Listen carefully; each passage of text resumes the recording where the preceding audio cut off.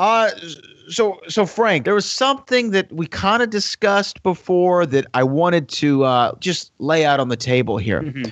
You know, a few weeks ago, we had the inaugural Rundown Schmoedown, which I was the winner of just based on, you know, no one knows who that guy who won was. So being the winner, I wanted to, I know that there was talks, should I defend the title? And, you know, you didn't fare so well in the Rundown Schmoedown. I think actually my mom told me as much. So yeah. Mama Janisch was none too proud of her little baby boy. So I thought, you know, it'd be a great, I should just be generous and give you the opportunity to redeem yourself. And so we're going to do it, guys. This is the announcement. We are going to do a Rundown Schmoedown. It's going to be a one-on-one match with Frank Janisch and myself. But Frank, you told me you had some sort of stipulation that you wanted to announce. Yeah. And also it was going to be a certain style of match. So what is it? So first, why don't you lay it down on the line? So the first of the style or the theme of the match will be something actually that someone said in a comment. I don't know if it was on YouTube or on Facebook. It will be an all Back to the Future Rundown Schmoedown. Oh, brother. Well, thank you, Janisch. All three movies. I'm going to be 2-0 going in the Rundown Schmoedown. Yeah, you think so? Okay.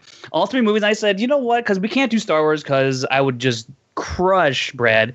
But I was like, you know what? I'm pretty good at Back to the Future as well. And Brad done a podcast. He's talked to people. He sat in a DeLorean, for crying out loud.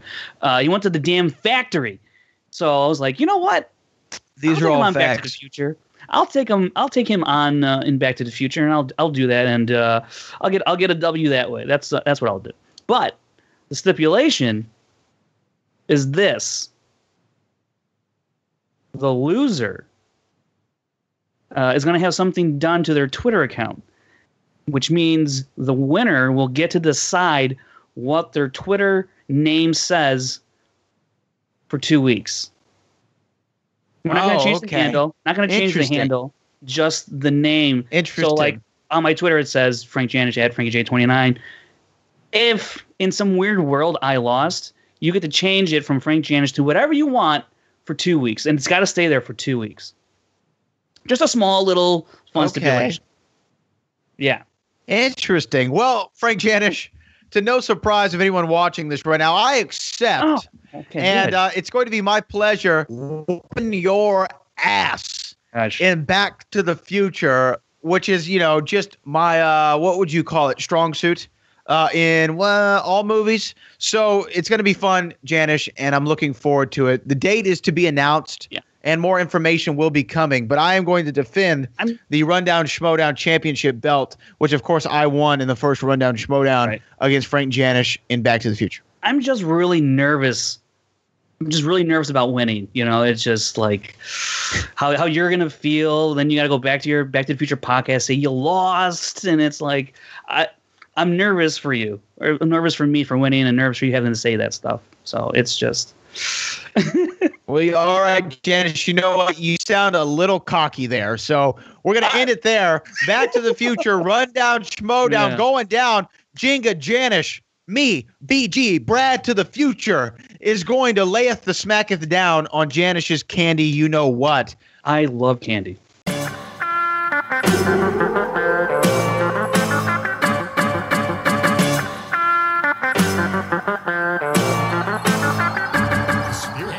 Ladies and gentlemen, it's time for the Schmoedown Rundown. Introducing first, Frankie Janisch, and the host of the Schmoedown Rundown, Brad Gilmore. What's up, Movie Trivia Schmoedown fans? Welcome to the Schmoedown Rundown, the official after show for the Movie Trivia Schmoedown. I've had my carrots. I've brushed my teeth. I am ready to podcast, and I still put it down for the 713. I'm your host, Brad Gilmore, joined from Chicago, Illinois, Frank Janisch. Frank, how are you? I'm doing good. Although I think I'm starting a petition, a movement of sorts. I want to raise some funds. I want to remake the Schmoedown. No kayfabe, just trivia. I just want to remake it, and you can pledge online. I don't need any actual money. Just pledge that you'll put money towards a remake of the Schmoedown, and before you know it, we'll have a Schmoedown that's true and sound to and that honors trivia. What do you say? What is this? What is this coming from, Janisch? You didn't hear this news? You seem to be coming from a rather interesting place here. Okay, you didn't see? It was all over Twitter a couple days ago now. That some Twitter account wants to remake The Last Jedi, and so, like they want to raise money and like actually remake it and like raise $200 million. Go to Disney and be like, hey, let's remake The Last Jedi because Rian Johnson ruined our lives. It was it's hilarious. It's sad. Why are people so stupid? And down goes the backdrop. Come on. Why are people so stupid, Janisch? Why would somebody waste their time in doing? I like The Last Jedi. What did you feel? I mean, I'm stupid, but I don't broadcast it. Well, besides this show, but and so I love the first rundown Schmoedown. Yeah. I love The Last Jedi. So when I saw this whole argument, I thought it was hilarious. I guess I'm not that deeply rooted in Star Wars lore that I didn't understand the outlash or the outrage, the backlash and outrage. I combined the two for that to kind of condense the sentence. Wow, a lot of that happening this week. It is a lot, and I like how things are being called attention to. And I guess we'll cross that bridge when we get there. But I never understood what the backlash to The Last Jedi was. I liked the movie. I thought it was a fun movie. There was some fan service in there. There was we got Luke Skywalker. There was Force Ghost. There was all kinds of. That's not our Luke Skywalker. You don't understand, Brad. That's not our Luke Skywalker. That's not our Luke Skywalker. Yeah, that's someone else's Luke Skywalker. That's Rian Johnson's Luke Skywalker. That's not ours. Yeah, I don't care. I loved it. So, well, hopefully the Schmoedown isn't remade because in the format it is the reason I love it. Let's real quick before we finish off this little segment and we get into the news of the day and a couple of the matches. I think we have to make a special announcement right now. I want to send, even though it was a couple days ago, I want to wish here on the show our producer, Chris Clark. It was Chris Clark's birthday recently, and I wanted to wish him on camera a happy birthday. And Chris, how was the old B-Day bash? It was delicious. I had it was fantastic. Thank you, Brad, so much. Thank you, Frank, for your wishes. It was great. You guys are great friends. Love you guys so much. It was awesome. Let's rock this sucker. This was a huge week, and it's going to be busy, but I spent it with my family. It was fantastic, and it's just this community is amazing. So let's rock this. Mamacita. Oh, Mamacita. Dude, when I put that clip together and I listened to Chris say, oh, Mamacita, dude, I was losing it for like 30 minutes. It's just it was good. Like, because we're losing it, and then all you hear through all of that, oh, Mamacita. Man, kill me. Chris, you made so many people happy with that clip, by the way. Because Frank texted me, and he was like, man, I keep dying at this Mamacita line from Chris. And I remembered it because I watched the clip, and then I was like, let me watch this again. So I actually sat in my car. My car connects to the Bluetooth for the stereo, and so I got to listen to it in surround sound, and it was even funnier then. I mean, I was wiping tears. It was almost like when you said you'd put your nub on something. That was okay. Yeah. I can only imagine Chris Clark, celebrating his birthday in maybe proper birthday attire, maybe a birthday suit, if you will, talking about Mamacitas and nubs. I'm just throwing that out there. Wow. Anyway, let's get to the news of the week. Frank Janisch, I know there's a lot of things to get to. Let's talk about Jason Inman first off. Jason Inman will be defending his title against the winner of the Inner Geekdom tournament at the live event, which I believe is September the 8th, if I have that date correct. Yep, that is correct. September the 8th at the El Portal Theater. Janisch, what do you think about this news? You think this is the right venue? We're also going to see Dan Murrell at the same event. Yeah. What do you think about it? So we really, we got this is a huge announcement. I think it was only a matter of time before. There it goes again. Oh, you can't cut that one out now. Man, well, you need some sandbags or something to hold that thing down. I don't know what you're doing. Yeah, I just need your ego over here, Janisch, and it would probably weight it down real well. Is that how that works? Okay. You know, Frank, I thought about this before you continue.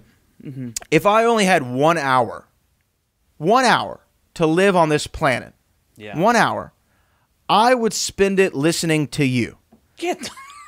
No, and let me tell you why. Let me tell you why. Because listening to you feels like an eternity. So that would be why I would choose to spend my last hour with you. At least I'd feel like I lived more than that 1 hour. But anyway, continue. What were you saying? I was saying it was a great matchup. That's it. Okay. Well, I think that this is going to be good.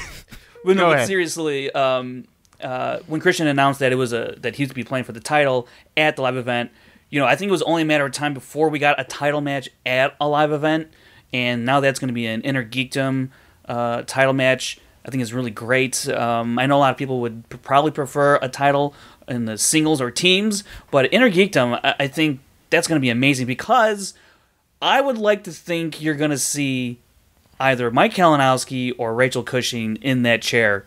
However, there are some other people out there that have yet to play in this tournament that could surprise us. But I think to know that you're going to see Rachel or Kalinowski, odds on favorite as one of them playing against Jason Inman is going to be one hell of a match that you're not going to want to miss. Even if singles or teams is your favorite division, it'll still be a hell of a matchup. I'm just excited that they're finally going to put a title match in a live event, and now I'm curious if that would be the main event, because even though you have Dan Murrell there, it's still unclear what kind of match and what kind of stakes that match will have. For Dan Murrell and whoever he plays against. So that's very interesting. I mean, as far as I'm concerned, they're both interchangeable as the headlining match now at this point. I think, though, the old school in me says the title should always main event, but sometimes certain characters and certain personas supersede the title, and I think the GOAT would be one of those guys. If say you're having the heavyweight boxing, you're going to see Anthony Joshua against not Demetrius Johnson. I can't think of his name all of a sudden. The heavyweight champion from the United States, Deontay Wilder. You're gonna have Anthony Joshua versus Deontay Wilder. But say that same weekend, Mike Tyson says, "I'm coming out of retirement." You're putting Mike Tyson on last. You want to see Mike last. You know what I'm saying? Yeah, so I think that Dan Murrell probably is a main event there. But if it's Rachel Cushing versus Jason Inman for the Inner Geekdom title. Oh my goodness! I don't know. That might be the main event. I think that's a game time decision. Yeah. I think that the Phil Jackson of the league will have to decide who's gonna be there in overtime. And here's the thing: Dan Murrell, by the time September rolls around, who knows? He could be playing for a singles title. So you could get two singles or two title matches in one live event. That would be absolutely insane. That possibility is there, I think. Just put it out there. I'm just putting it out there. Sam Levine, Dan Murrell, live event for the title would be pretty nuts. Oh, my goodness. It would be incredible to see that happen. So it's something that could potentially happen, and we don't know until September the 8th rolls around. That's still quite a bit of ways away, at least over 2 months at this point. We got to get through Collision first, and that's going to help paint the picture down the road. So... we got a long ways to go. Oh, yes. Much can happen. Who knows who's going to be what champion by the time this event comes around. The other thing you wanted to talk about, you seemed a little hot under the collar about, and this is what I wanted to talk to you about. JTE, if I have it correct, is going to have to play some sort of qualifying match for the singles tournament, or at least there's talk of him playing a qualifying match for the singles tournament. To be able to qualify. Obviously, that's what a qualifying match is about. You seem to be perturbed by this concept. Yeah, so to clarify, in case anyone wasn't following Harloff's Q&As as of late in the MTS Facebook group, he's been he was on a Q&A spree of sorts for a little bit. Someone asked him about JTE and the tournament, or the singles tournament in general, I think. I forget the exact context, but he did say that he didn't know maybe JTE would have to play a qualifying match to get into the singles tournament. And I would have to disagree with that because JTE was a finalist in the tournament last year. And I think that performance alone should get you an automatic bid into the tournament should the player choose to accept it. I mean, he went to the finals of the tournament, didn't win it, but he went to the finals. I think anybody in any tournament, in any league, if they make it to the finals and there's a tournament next year, I think they should get an automatic entry into that tournament should that player or team choose. That's just my thought on it. Because he made the final. So, obviously you're worthy, I think. Yeah, no, obviously. I think JTE, I think he's kind of like, in the Movie Trivia Schmoedown, he's kind of like a Rorschach test, right? You see what you want to in JTE. You can see a player who is the top villain in the league. You could see somebody who's almost an anti-hero that you like to root for. You can see somebody who can be in the main event of the singles tournament, the main event of the tag tournament, or you could see him, job out to Bob Finstock. I don't know. You see whatever you want to with JTE. I think he's still one of the top caliber players, and I think that he brings a big match feel. And I think that's something that can't be quantified or explained well. He brings a big match feel. Hey, guys, give me 1 second. Hold on 1 second here. This is an important phone call. Hold on. Book. Hey, what's up, Book? Hey, Brad, what time are we tomorrow? We're 5 to 7. Appreciate it. All right, no worries. All right, bye. Leave it in. Anyway, I think that he brings a big match feel, and that's not something that every player brings. And I think that's why you want him in a tournament. Because when he's in a tournament, there feels like there's stakes. There feels like there's something on the line when JT's around. And you're going to get a good promo out of it and some good smack talk. And it's going to be a good match regardless. So I think... And you get some sort of flavor of Dagnino, around those parts. So that's always good for a match. Oh, absolutely. We get Bobby Gucci and JTE, probably Snyder along the way. Maybe Ken Napsok accompanies as well. I am all in. So I'm for JTE and whatever JTE wants to do. And the last thing I want to say on that is go back to the 2016 tournament. It was only an 8-player tournament, and it was Makuga JTE. Winner gets in, and Makuga ended up winning that match. And I was really bummed that JTE wasn't in that tournament. I thought he was severely missed in that tournament. So I just hope that even though a qualifying match would be still somewhat exciting, it's still not a tournament match. Those have higher stakes than a qualifying match, just by its very nature, right? So I hope that things change along the line to where as we go down the road, because nothing's set in stone. This was just a thought of by Christian at the moment, so I don't know. It's not absolutely set in stone. I want to make that clear. It's not set in stone, but I would like to see JT in the tournament if he can be in the tournament, availability and all that stuff. But I just don't think a qualifier match is where JTE needs to go to get into the tournament. I agree. Wholeheartedly. Was there anything else that we needed to discuss before we get into the matches? Because this was one of those weird weeks where there's 3 matches that we're going to have to cover, and a lot of juice, a lot of meat on the bones of these matches, especially when it comes to cutscenes, storylines, the way things are going to play out, the way things did play out, the winners, the losers, the whole 9 yards. I don't have anything else on our run sheet as far as news goes. So should we get into match number 1? Yeah, let's do match number 1, man.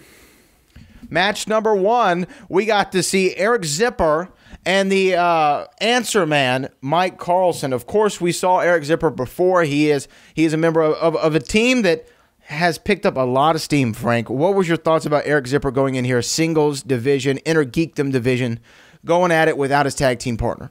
Yeah, I think we talked about it last week, and I really liked what I've seen from Eric Zipper in his few appearances.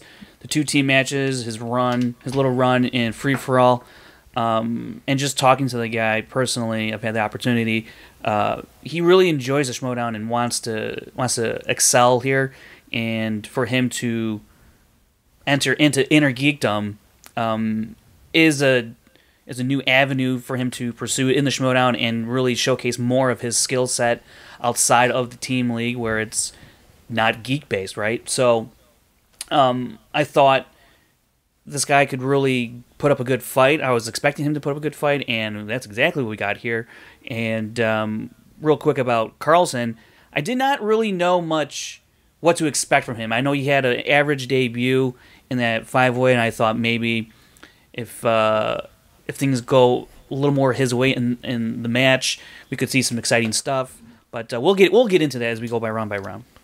Yeah, before we get into the match proper, let's discuss a little scene that we saw prior to, which saw the Viper Squad, led by Jay Washington, and he had an interaction with Thad Williams. Thad Williams, of course, the commissioner of the league, for how much longer, no one knows.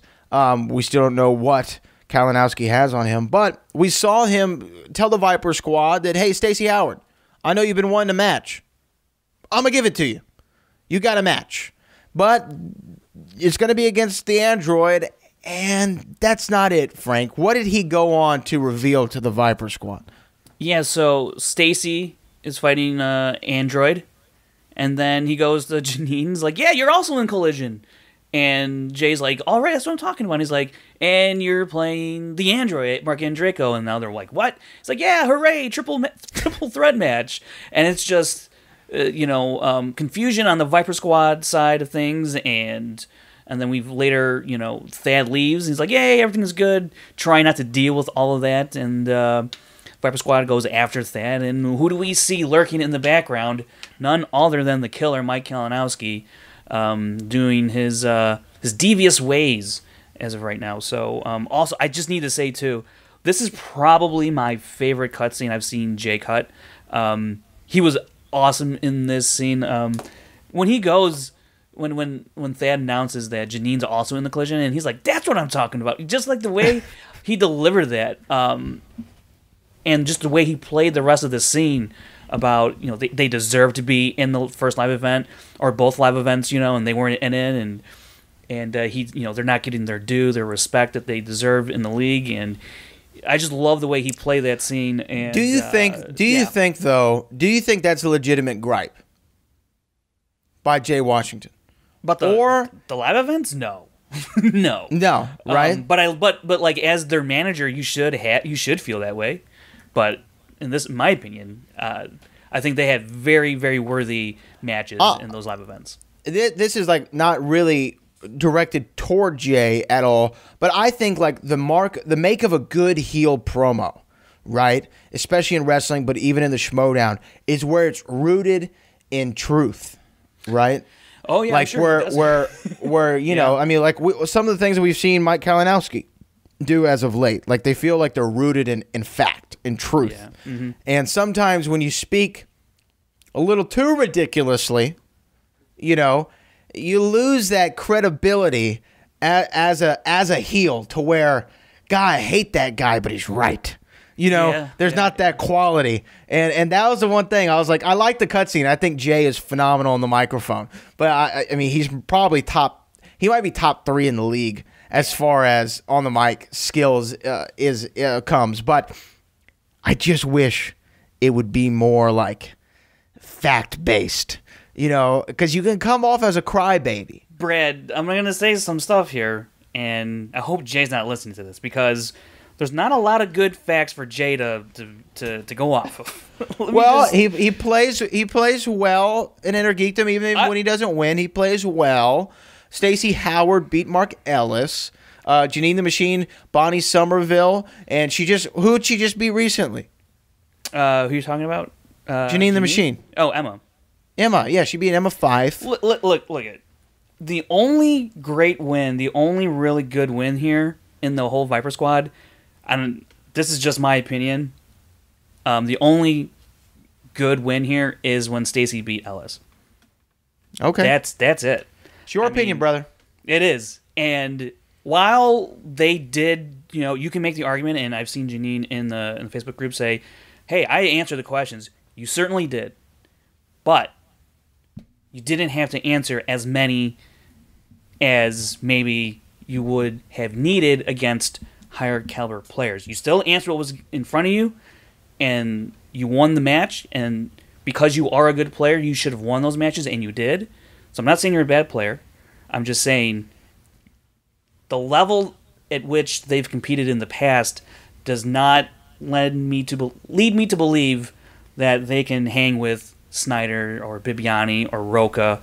I mean, look what happened when Stacey Howard went up against Rachel Cushing. Got absolutely annihilated. And it was not fun to watch. Look what happens when another member of the Viper Squad went up against Rachel Cushing. Yeah, Rachel's really got their numbers so far. So and who knows? You know, it's another member of the Five Club in the Android and Draco that we will see battle the Viper Squad. 2 members of the Viper Squad, 1/2 of the Viper Squad coming up soon. So that was the cutscene we got. Now let's get to the match proper. Eric Zipper and Mike Carlson. I didn't know what to expect from the match. I thought Eric Zipper seemed to really have a grasp on these type of questions, on the inner geekdom, on the superhero comic book realm. I didn't know how he'd fare in Middle Earth or anything like that, but I thought as far as sci-fi, fantasy kind of, Star Wars, Star Trek, that kind of ilk, I thought that he would do well. That was just my gut feeling. Mike Carlson was, I think, a bigger wild card to me. He was a big question mark. I still don't really know the extent of him. I know that we were lectured about his movie fights acumen, prowess, but movie fights is 100% different than the movie trivia Schmoedown. Opinion-based.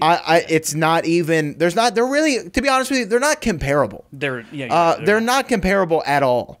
So I don't know why we were lectured so hard about that, but I think that he was still a question mark. So I was looking to see what he was going to do.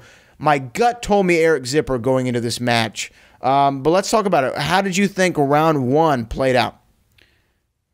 I thought it was an interesting round 1 because we don't know anything about Eric Zipper's specialty, and I was curious to find out what that was. And I don't really know what Mike Carlson's specialty is. Like, is he a Star Trek guy? Doesn't look like it. I don't know. Is he a Marvel guy, a DC guy? The numbers don't really reveal what he's super strong in. And the fact he might be one of those jack of all trade, master of none type guys. Right, like I know a little about a lot, one of those guys. Yeah. And that really, I don't think can serve you well in the inner geekdom, because you better at least have a strength. And if you have a strength, then you better be able to capitalize on that strength in inner geekdom. Because what we ended up seeing in this match, throughout the match, is Eric Zipper, very good when it comes to comic book movies, DC, EU, Marvel, especially Marvel. He kills it in Marvel.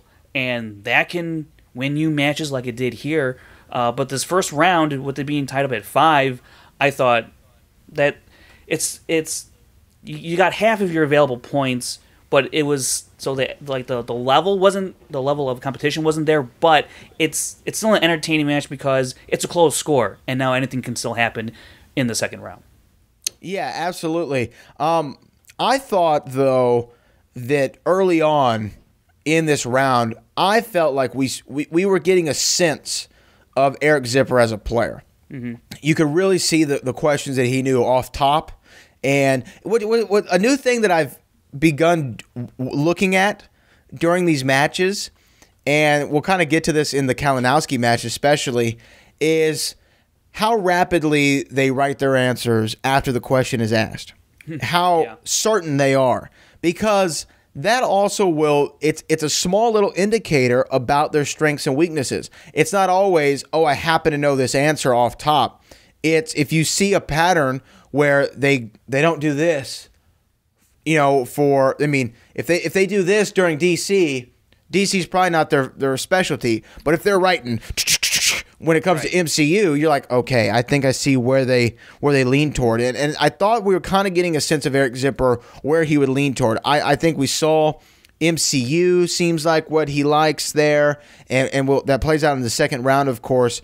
And I think there was a question about cut scenes that had to do with the MCU. Oh, yeah. I think the question was Iron Man 3, it turns out at the end, in a post-credit scene, he was narrating the whole film to Who. Eric Zipper seemed like he was right on the money on that. Yeah. Like rapidly. So I think that he definitely showed his hand in that round, and not necessarily for the worst. I mean, I don't think that's a bad thing, but we saw the kind of player he was. Yeah, and I think we definitely know that MCU is his strength. Comic book movies in general, I think DC, DCEU. And then you look at what he missed. He missed on Lord of the Rings. He missed on Star Wars. He missed on Hobbit. He missed on Harry Potter. So that's everything but comic book movies. So yeah. He's. I mean, his team is the world's finest. Yeah. But I think if he really wants to put in the work, I mean, he has an advantage of being really good in MCU, and that can help you win some matches. But when you get to the elite levels like Rachel Cushing and Jason Inman, and I'm going to say Mike Kalinowski now, you got to know everything. You got to know everything. Otherwise, you're just going to be a mid-level person in this league, and that's not a bad thing per se as a rookie in the league, because at least now you know kind of the level to which you need to attain, and that can light a fire under some people, and we're going to find out if that lights a fire under Eric Zipper going forward in his Inner Geekdom career. Yeah, and when you talk about Eric Zipper, though, we'll get into round 2 here in a moment, but you always wonder when someone's coming from a team and they've only played in the Schmoedown in a team, you always kind of wonder, like, how are they going to do in singles? It's the same thing in pro wrestling, right? When you see a great tag team like the Hart Foundation and Bret Hart breaks off and he's a singles, or Edge and Christian, you see Edge break off, or Harlem Heat and you see Booker T break off into singles, you wonder how are they going to do on their own? They're used to always having that partner. When they're feeling a little gassed, when they feel a little tired, when they're not really sure of themselves, you can tag in, right? The same thing in the Movie Trivia Schmoedown is, hey, if I don't know this answer in round 1, I know my partner's probably got my back. He'll pick up the slack where I let it go, right? And I think that it's always interesting to see the debut singles of a guy, especially when they come from the team. So Eric Zipper, I think, had a lot to prove to people here. And going into round number 2, I think, did Eric Zipper go first? He did. And he spun Spinner's Choice, which is always great, a recurring theme this week of sorts. Yeah. And he spun Spinner's Choice and he went straight to MCU, which confirmed our suspicions as to his strong suit. And what was his breakdown? How many points did he get in that round, Frank, if you have that right there in front of you? 8 points. 8 points. Okay. Yeah, he got 8 points through that round. He went 5 of 5 for 8 points. 2, 4, 6, 8. Yeah. And so, I mean, he went to multiple choice at the end there a couple times, but I mean he rolled right through those first 3 questions. He got a little tripped up on that Black Panther, the Eric Stevens question, and so he had to go to multiple choice and kind of figure it out. But the fact is that the knowledge is there, and that he can kind of maneuver his way through that round, even if these are like some deep cut questions or very specific questions.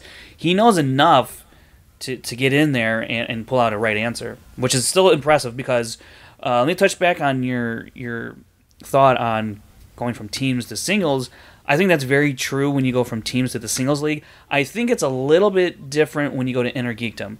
When you listen to Rachel Cushing talk about how Inner Geekdom is her home, she feels the most comfortable there.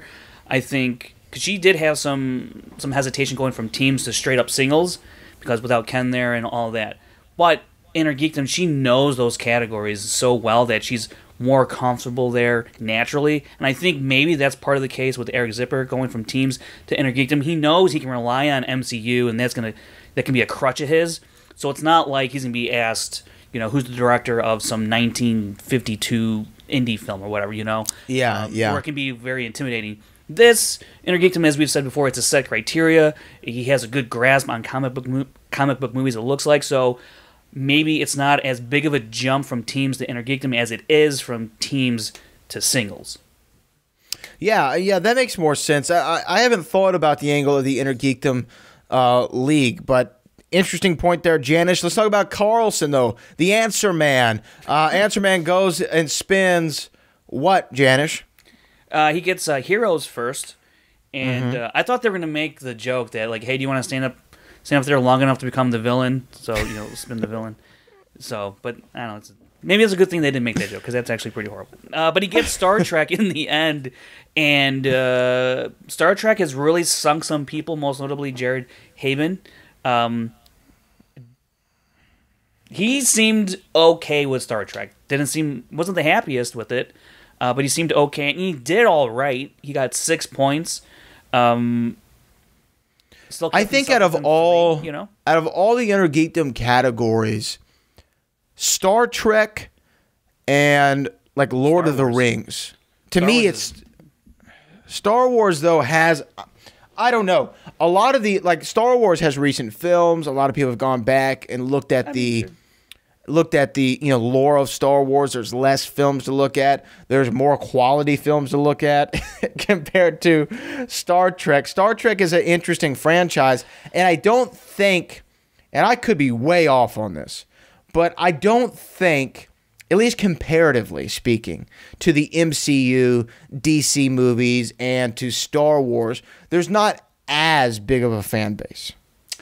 I think it's not as overt. I think Star Trek, the fandom is I don't think Star Trek brings out casual fans, right? I think it's more of a... I think you're maybe probably right on that. Star Wars, I think, is more appealing to the casual person, where Star Trek, I think just because, like, when you hear Trekkie, it seems very nerdy, and you don't want to be with that. If you're a Star Wars fan, you're just a Star Wars fan, you know? Yeah. So, but I think that category, as far as and Lord of the Rings, I think those are two of the more difficult categories, at least in my opinion. Because if Harry Potter comes up, I might know it. DC comes up, I'll probably know it. MCU, I'll definitely know it. But when Star Trek and Lord of the Rings start coming up, you might as well be speaking Chinese. I don't know what you're talking about. Yeah, I think the thing with Lord of the Rings is, I think an older, I don't want to say older, but comparatively to Harry Potter, when you look at the generations that grew up with those sets of books, like, there's a lot of people in my age group that have read Harry Potter front and back. So you don't necessarily have to have aced the movies. If you know the books very well, you can kind of get through a movie question, because they more than likely pulled it from the book.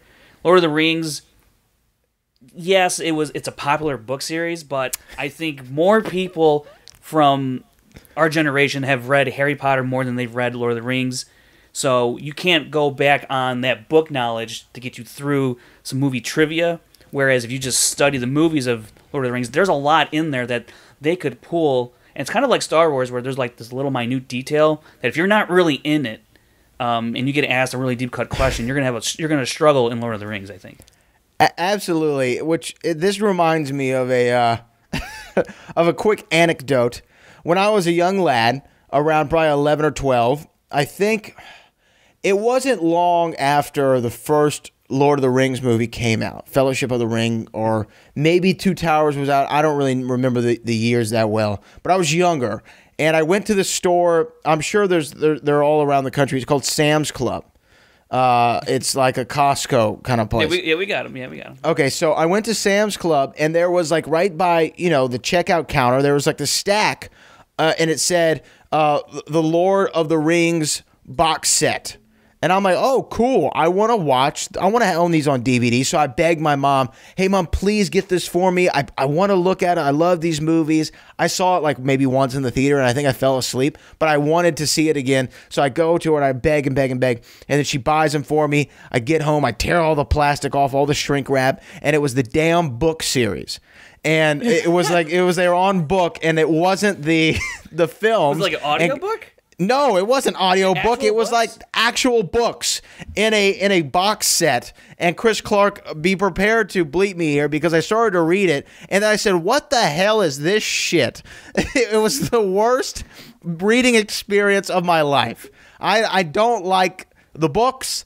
I'm on the movies. I know I probably got some hate for that. But anyway, moving right along into round number 3, Frank Janisch. I felt like momentum was definitely on Eric Zipper's side here. Yeah, he just crushed the MCU category he had in the second round. And Mike Carlson, the Answer Man, he struggled through the track. And he did all right, but he struggled. And so I think if you're Eric Zipper, you got to be feeling pretty good, because if you just look at Mike Carlson, and I know his body language seems to be somewhat of his character, it's still just like, I think there's some truth to that body language aside from the character that he's playing. Which, by the way, the Answer Man Says is probably one of the greatest things I've heard someone utter before they answer a question. I really, really loved Mike Carlson. Not his trivia, but I loved his antics. His personality, yeah. Yeah, it was really great. Yeah, he definitely, I think he adds. And that he's like a guy who, I don't want to say at the level of Makuga, because that's giving, I think, a little too much praise there.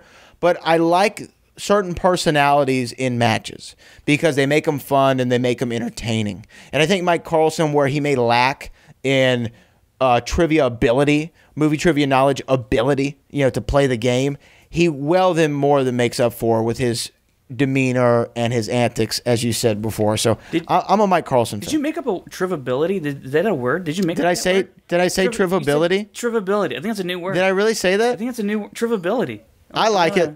I like that a lot. What's his trivability? His trivability rate. That's a good. Yeah, it's like metachlorians. Yeah. That's amazing. That's great. But anyway, so tell us, how did round 3 play out? All right, so Mike Carlson didn't do that great. He went over 3. He missed on Indiana Jones, Marvel, Kalima, Marvel, and scores and soundtrack, which is always brutal. Who was the composer of Thor? Was it Thor: The Dark World? Or yeah, that was his answer. No, who was the composer or whatever?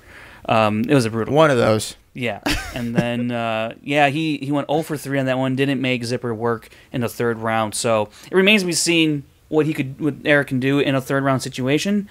But that's not his fault. He did what he did in his first 2 rounds, and that was good enough to get past Mike Carlson, ending 14-11. 14-11 by the skin of his teeth, somewhat, but 3 points is 3 points in round number 3, and I'm excited that Eric Zipper's moving on in this tournament. I think he may be a dark horse. Dude, I think he really can be a thorn in people's side in this league. He's someone that, just right off watching their first match, you can't sleep on this guy. You can't take him for granted when you come up against him in the league. And I'll be honest, also as well, I forgot to mention this. His entrance was a great rookie entrance as a singles player in Inner Geekdom, where he just ripped the shirt open and buttons went flying everywhere. The bravado, the confidence there with him and Winston was great. Actually, I really loved that. So what do you think after this match going forward? Mike Carlson, of course, out, but do you think we'll see him back in Inner Geekdom, or are we going to see him maybe in a regular singles match? Right, so in his post-match with Jen, he talked about he wants to be in the main one, so which is great because, he just doesn't need capes, for him to enjoy a movie. He wants to learn about, or he wants to answer classics and whatnot. So I do want to see him in singles tournament, or a singles league rather, or the main one. That's what I'm going to do. I'm going to rename all my stat categories. Main one. Teams, Inner Geekdom, the main one. So we have the main one, yeah. Him against Makuga or JTE or anyone really. I mean, not anyone, but him in the singles league. I look the main one, Frank. Yeah, the main don't, one. Don't stutter there. The main one. Yeah, the main one. I feel like I'm having an interview with Mike Kalinowski where I'm getting berated now because I'm saying just more Mike Carlson. We need more Mike Carlson, and if he's got to compete in the singles, give it to me. I'll take it. Remember my comment about 1 hour left to live. Yeah. Before that was a bad stretch right there. Before we move on, I'm a little distracted right now. Sorry. It's okay. It's okay. You're having to look at my face. I understand. Before we move on, I think, correct me if I'm wrong, we had another cutscene here to discuss. Am I right? Well, before we get there, Eric Zipper, in his post-match, he calls out Mike Kalinowski, even though Kalinowski is the reason why he's in the tournament. And Eric Zipper said in the beginning of the match, it works out great for him, even though he's an evil dude. I'll take it. And now that he won, he's like, shoot, let me just go after the big guy who's creating all this chaos, and let me take on Kalinowski. So now he wants to take on Kalinowski, and hey, why not, man? You made a good first impression. I think maybe their strengths are somewhat aligned there. Comic book movies obviously being the main thing there, but if he were to take on Kalinowski, that would be interesting. But as the week went on, we got to the Friday match, we found out that would not be the case, and then we'll get to that when we get to that. Definitely. So now let's discuss the cutscene, Janisch. Paint the picture for us. I believe we had an interesting altercation backstage there. Yeah. So we see good old Ken Knapsack walking out the studio. He's got his Chewbacca sippy cup in hand, and all of a sudden you hear, "Mr. Knapsack, Mr. Knapsack," and it's JP from Take 17, aka PJ Campbell, and he gives Ken a letter, a folded piece of paper, an envelope, and Ken's, it's the Patreon thing, whatever, blah blah blah. He opens it up, he reads it, and he has a kind of a concerned look on his face, and immediately when you go on the Facebook group or in the comments section, wherever, that's from Kalinowski, right? It's from Kalinowski, right? It's got to be from him. And then Ken leaves the studio. What's going on here, Brad? I don't really know. I think this is we're just seeing more of the mind games, maybe of Mike Kalinowski or what have you. We know he's been very active when it comes to targeting certain players and perhaps, I don't know, being not too kind of them on the internet. He is not following the Melania Trump policy of be best. He is not doing that at all. That was a Michelle Obama thing, but anyways. Whatever. It doesn't matter. Off, but yeah, it's not the first time it's happened. So I don't really know. What is your analysis of it? I thought it was interesting. It wasn't more. It wasn't so much like a story point, but it is. It was kind of more. It felt, I don't want to say throwaway, but it felt like just it was there. Didn't have a lot there, but there was something. I don't know if I'm making sense. It's more paper. We got paper with that. We got a paper with Ken. What the hell is on this paper? Is it like the same piece of paper he's handing out to everybody else? I don't know. So here's an interesting thing that if you really think about it, Kalinowski's whole thing is that the league is corrupt and there's all this stuff, right? Go back to when Ken lost Star Wars title match. It was the system is against me, aka corruption, right? Right. Is it possible that Kalinowski somehow wants to create an alliance with another person who feels they've been wronged by the system, who's been victim of the corruption in the Schmoedown League? I think that's what's going on here. I think that's, when you really look at it, that's really kind of where it's headed. And in what form or fashion that this alliance takes place, or however it forms and permeates throughout the league, I have no idea.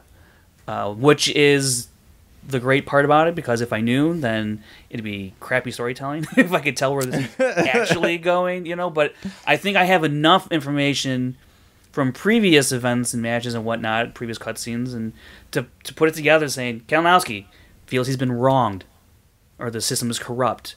Ken Knapsack, the system beat him in the Star Wars match. He's going against the system. There's two guys now in the league who have this mentality. Why wouldn't they team up or try and be in some sort of cahoots, whatever, whatever you want to call it? That is interesting. I didn't really think of the way you're going here.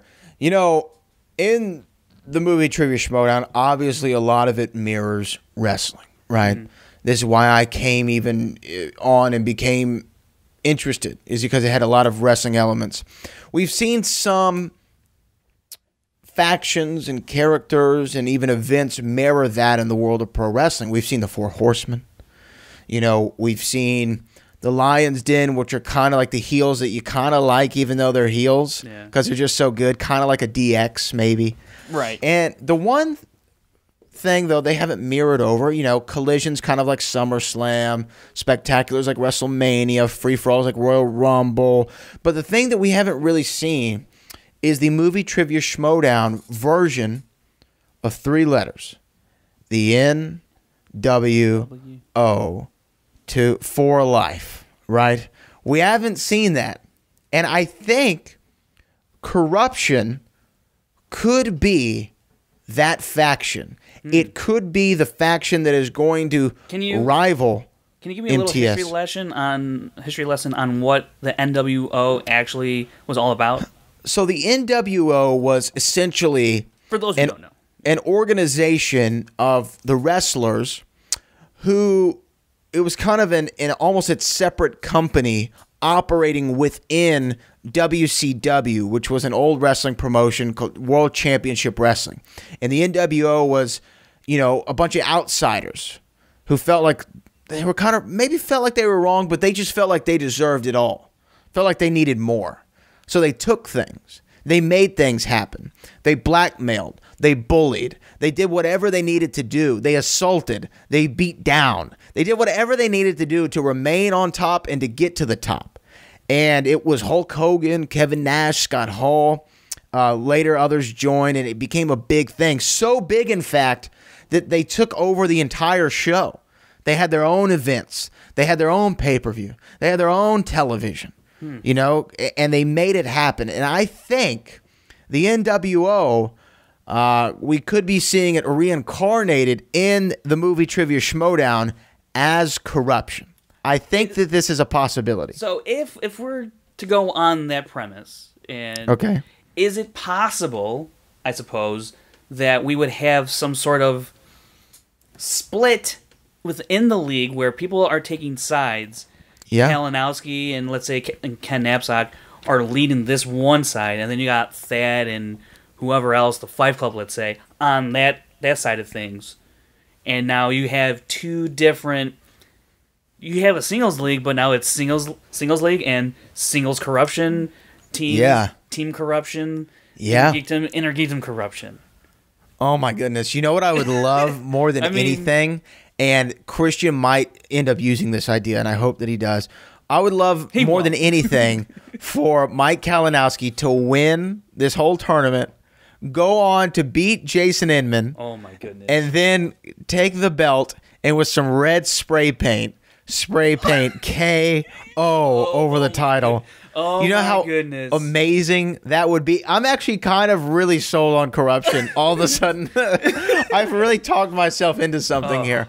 I think that this has the makings. But this is great. We haven't even gotten to the match, which, by the way, the first match is over. We're about to get into the MODOK versus Critically Acclaimed, which was on the undercard for the Friday match, and we're going to do that right after this break.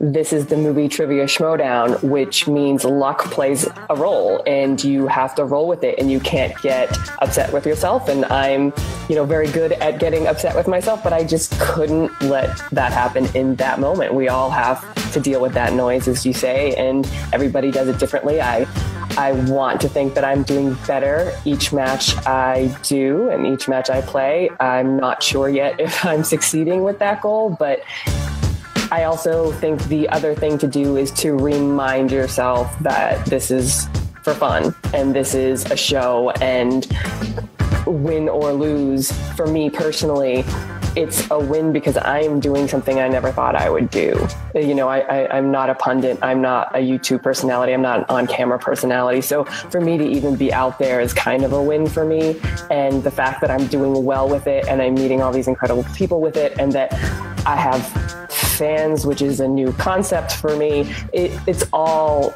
an extraordinary experience. But when you're sitting at the table answering the questions, you just have to take it one question at a time. It's the only way you can do it. Welcome back to the Schmoedown Rundown, the official after show for the movie Trivia Schmoedown. Brad Gilmore joined by Frank Janisch, Chris Clark on the board. Let's get into match number 2, the undercard match, a match that I know Chris Clark was immensely excited about. Chris, why don't you just tell me how excited you were real quick? Just tell me. I was really excited, super excited. This is MODOK versus Critically Acclaimed. Look. Shameless plug, I did an interview with Whitney and Bibbs. You can check it out on Take Three's channel next week. Cut it. We don't do that. I'm going to cut it. No. They were excited too because these guys, as they explained to me, they were Gray Drake and Matt Atchity are really close friends of Bibbs and Whitney, and when you guys get into it with their entrances and everything was simultaneously like set up with a lot of passion and a lot of charisma. So these guys went in wanting to have fun, and you can tell. So I was excited for this match to begin with. It was going to be.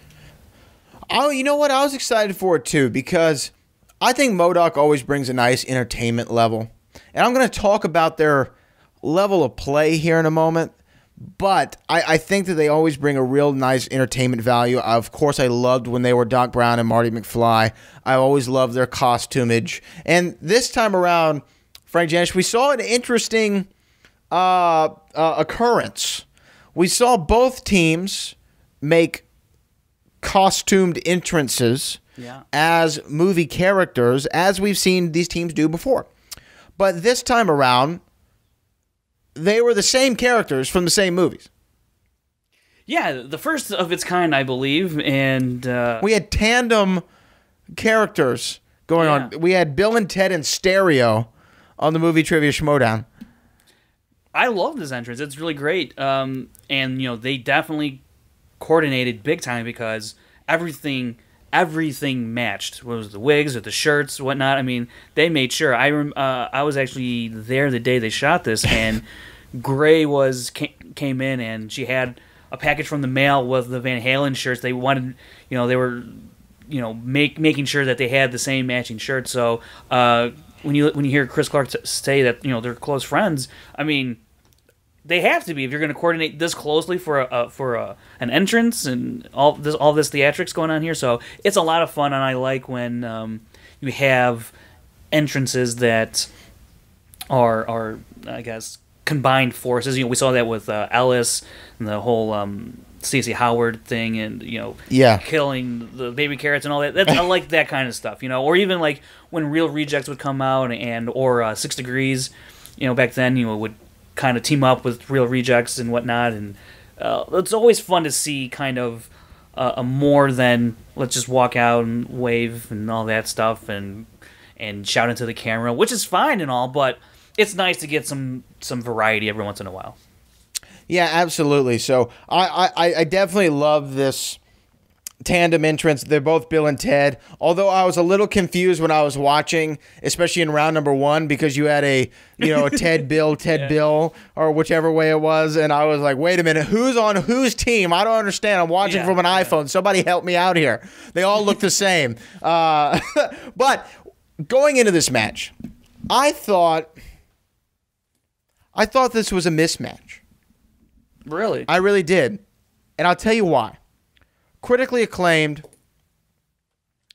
I think, is one of those sneakily great teams. To where, what I mean by that is, when they're brought up, or when you bring up the teams league, you don't think to first go to Critically Acclaimed, right? You think above the line, you think Patriots, you might even think top 10, you might even think top that, right? Before you think of Critically Acclaimed. You might even mention their opponents before them.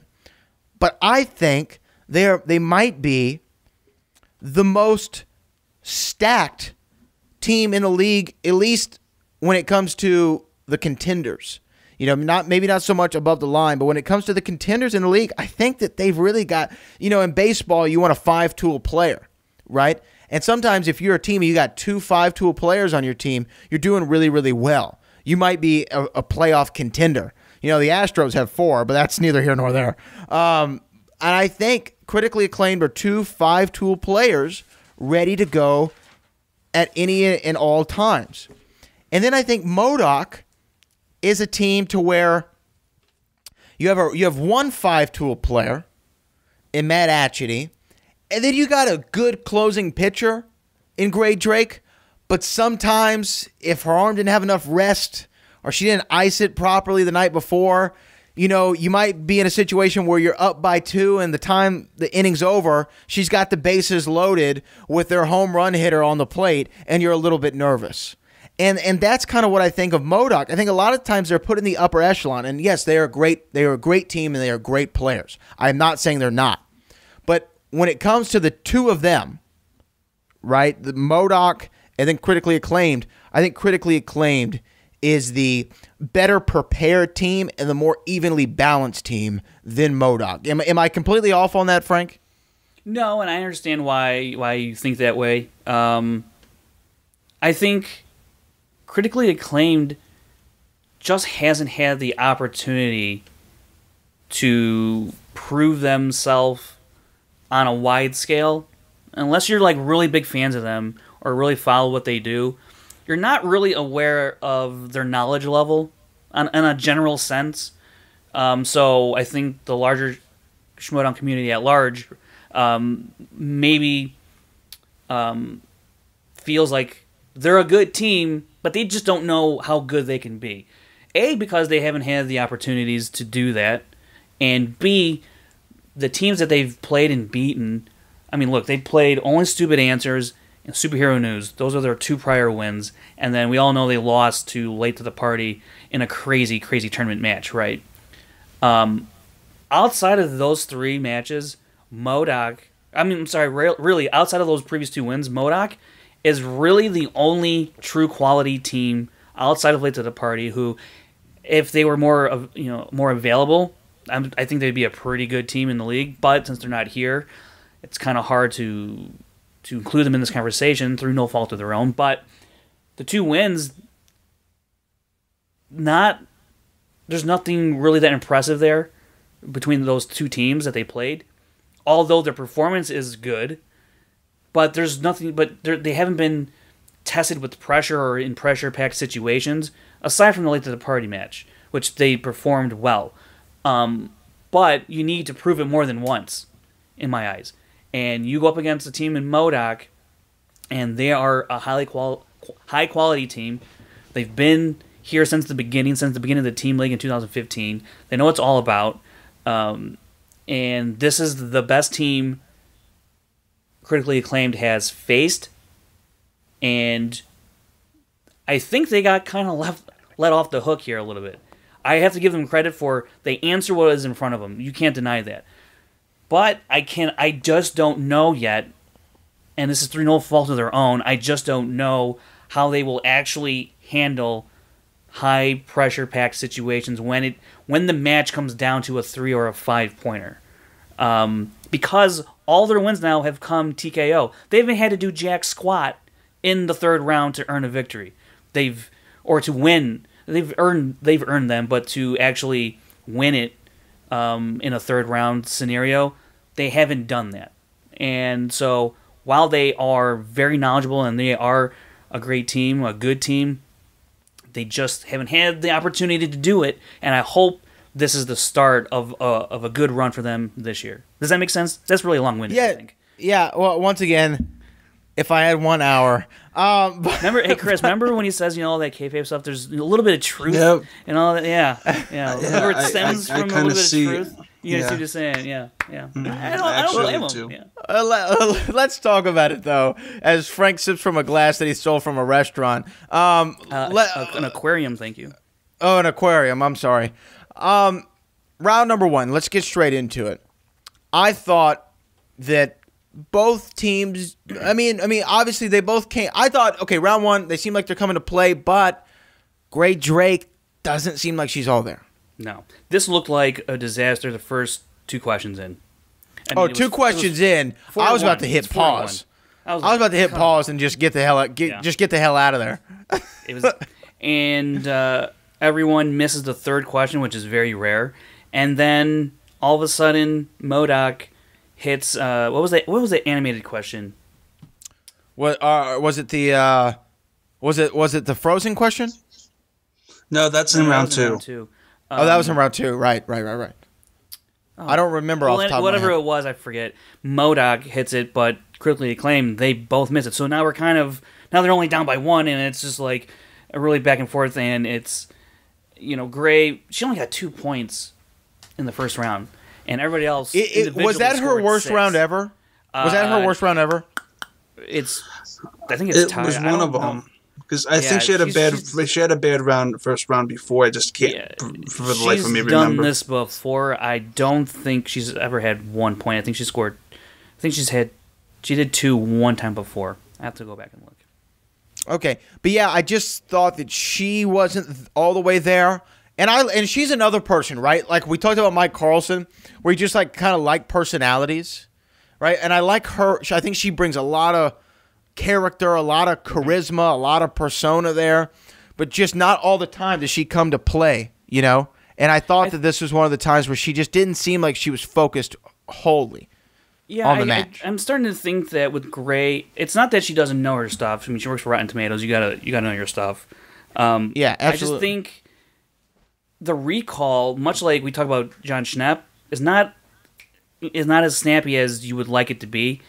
And I think maybe just her recall. I think if you gave her like 5 minutes to answer a question or whatever, I think she'd probably ace it. Or maybe not. I don't know. But I just feel like. I think we all feel she's knowledgeable, but she just can't pull out the question when you got the 15 seconds on you. Yeah, and that might be the thing. It's just, and it could be almost to what you talked about, how their availability doesn't allow them to be around more. Maybe if they are around more, she would become more attuned to that 15 seconds and be more accustomed to it, and then be able to produce the answer more rapidly. But at this point, at this stage, I mean, as many big matches as they've been in, I don't know. I just feel like she's not. And I, like you said about Schnepp, I know that she knows these answers. Mm-hmm. I just feel like I don't know if maybe she's just too much into the character and the fun and the persona of it, and let's have some kayfabe fun and let's make it light and entertaining. That she doesn't. Because Atchity seems like he's laser. He might even play the fool a couple times and be like silly, but he looks like he's laser focused in.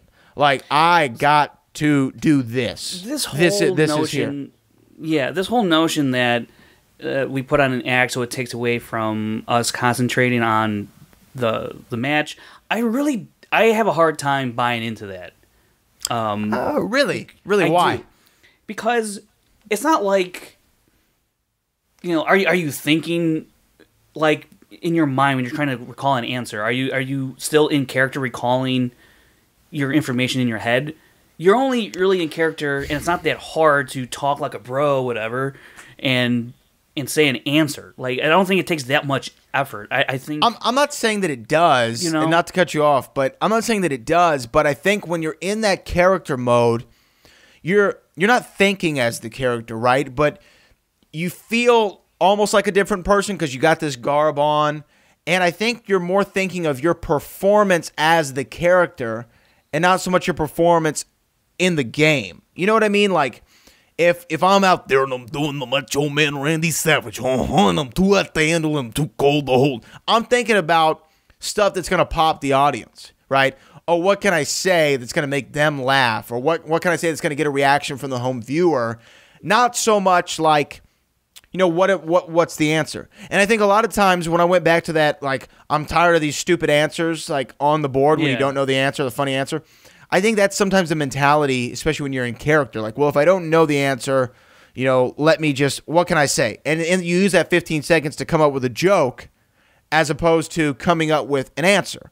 And I think that, I don't know, I think some people fall into that. I don't want to come off like I'm singling out Gray Drake. Yeah. I'm just saying in this game, in particular, that stuck out to me more than it has in their other appearances. But I think that you can. I think you can let a character affect you in the game. I really, really do.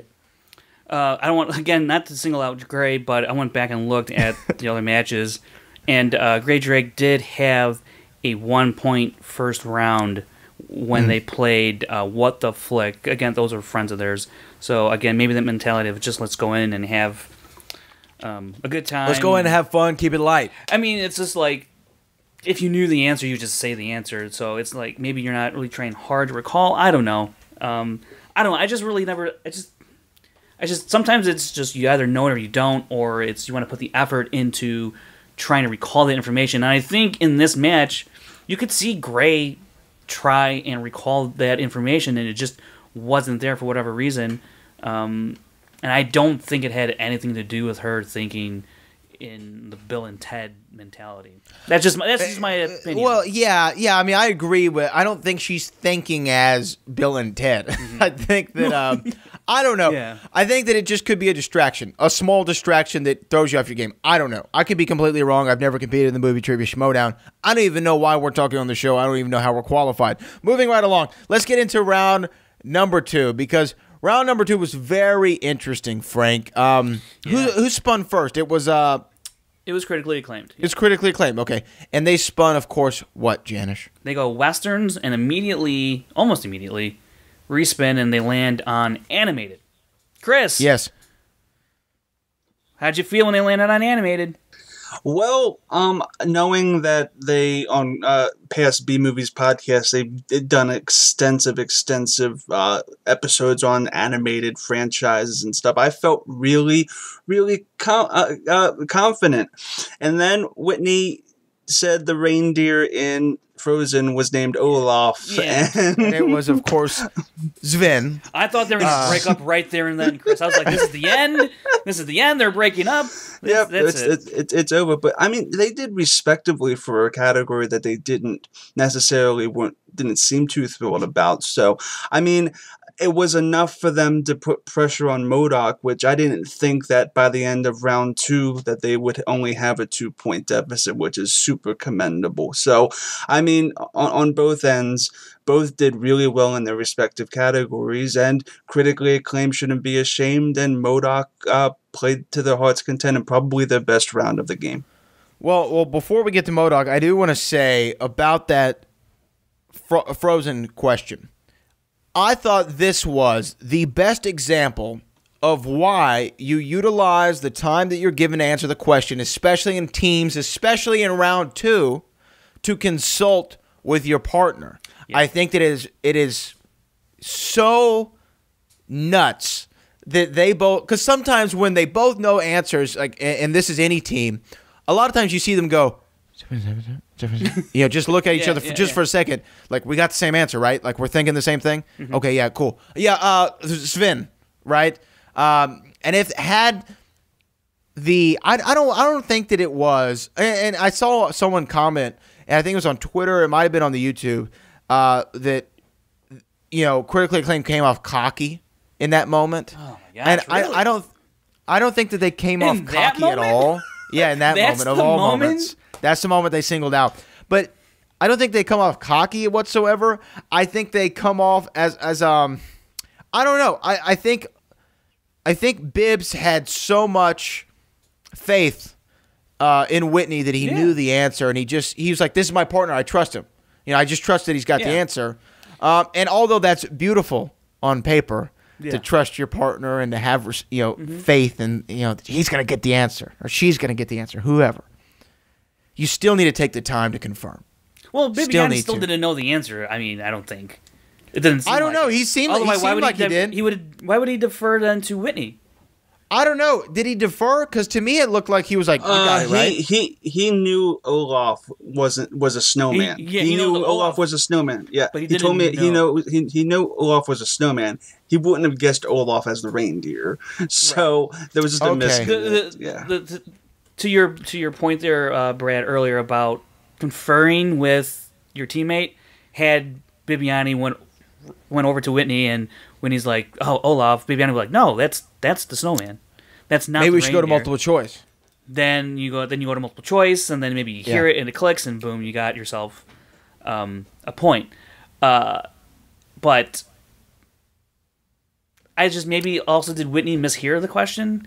Or just was thinking vice versa and whatnot, or he just thought maybe they're asking for one of the most popular character names, and it's got to be Olaf, perhaps. I don't know, but you're right. I think maybe this is a thing they'll remember, and when they get in this similar situation, or they should just do it every single time like Team Action does, because they brought up a great point where it's like, let's both always confer. And that way, you never really know who knows what, and at least we're working out the question together. I think that is a fantastic way to go. Absolutely. And I think maybe critically acclaimed, they want to adjust their style a bit to make sure that they don't fall into these little avoidable mistakes. Yeah, and I think that it just takes 3 seconds. They got the time. and it could cost you, 2 points or 1 point. And thankfully, MODOK didn't know the answer either, so they were kind of saved on that one. It was kind of just, canceled each other out. But they could have had that extra point, which maybe would have made them feel a little bit better going into round 3. But then let's go to MODOK. MODOK gets up, they spin, and their first spin landed on what? 70s. 70s, and so they spun again, and they land on the great old opponent's choice. Oh, man. Interesting, Eric Zipper got spinner's choice, and then MODOK gets opponent's choice in the same week, and we're going to see that play out even more in the Kalinowski match. But when MODOK got that, and they went straight to Westerns, you thought that was a good strategy, Frank?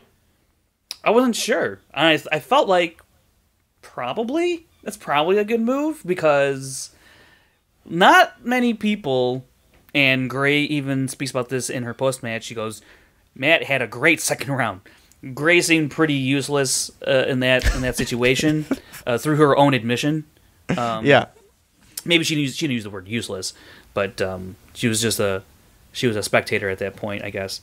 But it's hard to know who really knows Westerns. I mean, obviously everyone points to Roca, but outside of that, who could you tell me is really, really good at Westerns? Okay, maybe even Ethan Irwin now, or Drew, but like, who's really that up on Westerns? And these were some freaking, like, what was it, like 1950s, yeah, 60s. Like, what the hell? Yeah. I mean, I don't know. These weren't like, questions that you go, I could figure this out. But it's like, who watches a Western from like the 30s? I don't know. It's not me. Clearly. I don't know. Matt Atchity to me though is agely ambiguous. I don't really know how old he is. He might be a little older than I think. Maybe he's younger than I think. But I thought that he actually might do well in it. When I saw the Western category, I was like, you know what? This seems like one of those things that Matt Atchity might do okay at. And he did okay at it. Obviously it wasn't a stellar knockout and drag down round, but he brought him within 2 points going into round 3 in a category that we all thought was going to sink them. I would say that's pretty good. You're 2 pointer away from tying this thing up and sending it back to critically acclaimed. So I thought this was really a lot better performance than most people probably expected. I was impressed. Yeah, and I thought Atchity really, and I don't know, man. I think he can make a great run in singles. I really do. I think he can make a deep run in singles. We'll get to that in the post match, because I know we will, but I'm just saying. Right well, okay, but, yeah. Going into round 3, they're down 2. I think it's 19-17 going into round 3. I just felt like you can feel the momentum of these matches a lot of the times, and I thought the winner of this game would be dependent on that on the 2-point question. The first question, the 2-point question. I thought, okay, if they get this, they've got a shot. If they don't, I think it's a wrap. Well, I'm sorry, go on. No. What were you going to say? When you bring up Matt to answer the 2-pointer to tie the game, we go, okay, you're going to tie the game here, and if anything, it's going to go back to critically acclaimed, and anything can happen, right? But then Matt misses, and now you're looking at the kind of game Gray's had, and you're just thinking, ooh, that's not the guy you want missing in the 3rd round. And what's funny is it looks like, I could be wrong, but it looked like Gray knew the answer to this question. It did. I got that sense too. And it was who plays the blonde bombshell, Lynn Bracken in LA Confidential. And it's Kim Basinger, and look, I love LA Confidential. It's a great movie. And when's the last time you've heard Kim Basinger in the news or whatnot? I don't know. But nonetheless, Matt can't feel great about not pulling that answer. And I'll admit, even watching the match, I could picture her clear as day. But I just could not pull the name until like the very last second. And it's unfortunate that he missed that one. It's really pretty shocking that he missed that one. I thought, I'd seen LA Confidential rather recently, maybe about like a year and a half ago. So I knew it was Kim Basinger. And it looked like Gray Drake knew it. Maybe she didn't, but I got the sense that she did. Yeah. But like I said, once I saw that they didn't get that one and it was Atchity of all people that missed it, I was like, just put a bow on this bad boy. It's over. Well, I thought any chance of them winning the match went out the window, but I still thought that they had a shot. I should say their odds of winning the game dramatically reduced once he missed that question, because then he would still have an opportunity on the 5. To give his input and to use his knowledge there. But if you miss that too, now you're banking a lot on Gray getting a 3-pointer, which she did not get, and that's another tough miss. But I mean, geez, did you know that one? The in the Disaster Artist, who plays Philip Haldeman, the actor who plays Denny? I did too, because I watched The Disaster Artist yesterday. I literally watched it 2 days ago. Yeah. My girlfriend and her sister and I, we watched it yesterday, and I was like, oh, I forgot Josh Hutcherson is in this movie. And, Zac Efron's in there. Like, there's a lot of nice little bit players in Disaster Artist, which is a great movie, by the way. It's a great movie. I love The Disaster Artist. Happy birthday. But I knew when, once again, that was missed. No shot. They just had no shot. And critically acclaimed, we saw, pulled out the W. Big victory for them. Where do you think this puts them, before we get to their post-match, where do you think this puts them as far as contendership? For critically acclaimed, they got I don't know who they play next. I'm not sure. I gotta take a look. I would like to see. They brought up the name Shire Wolves. That potentially could be pretty interesting. I think that kind of makes sense at this point, actually. This is what I would like to see, because I know we still have that Iron Man match coming up at the Collision between Above the Line. Shire Wolves got to play World's Finest. Never mind. So that's not going to work. But yeah. What I was going to say is, Shire Wolves World's Finest, I guess that's the number 1 contender match. Yeah. But really, I don't know. Could they do a triple threat team match? Action? Is that a thing? Action. You know what? That's a great pull. I would like to see Action versus critically acclaimed next. I think that's a good matchup. I think that's a really good matchup. Or Trek, if they're even still a thing now because of the 5. I don't think they're a thing. I don't think they're a thing. I think really that Action's the only. Hey, I don't know. Patriots. Book it. I'd like to see Action versus critically acclaimed. That'd be fun. Critically acclaimed. I think that's a good match. So, anything else that you want to add on this match? I guess we can go into the post interviews you alluded to earlier. Matt Atchity kind of hinting at a singles run. Yeah, and he brings up JTE and Mark Ellis as potential matchups, and those I think are pretty good matchups because both guys are kind of on a downturn, singles speaking, for JTE, and teams, I guess. And Mark Ellis, he's been on a pretty horrible losing streak himself, so Atchity wants to try and get back into the swing of things in singles. He did have that match against Tim Franco, which he lost. Who used TKO'd in that one, I believe, and because Tim Franco, the Tank, he's no slouch. But getting, and then real quick onto the critically acclaimed Bibbs Whitney interview. Snyder, he crashes the party there, and a little back and forth with Bibbiani, and that's always fun when you get Bibbiani trying to do his shit talking, and it's just very, I'm gonna beat you because you're bad and you have a dumb brain and poo. Well, it is technically shit talking if he's talking about poo. I mean, that's a good point, Chris. Technically speaking, it is. Yes, that's right. I think Bibbiani, man, what can you say? I love the guy. Well, I don't really have much to add about the post-match interviews. I'm going to give the last word to Chris Clark before we go to break here. Okay, this match overall was enlightening. I actually think I agree with you guys. Team Action would be great for critically acclaimed. I think they do need at least one more match with a big team.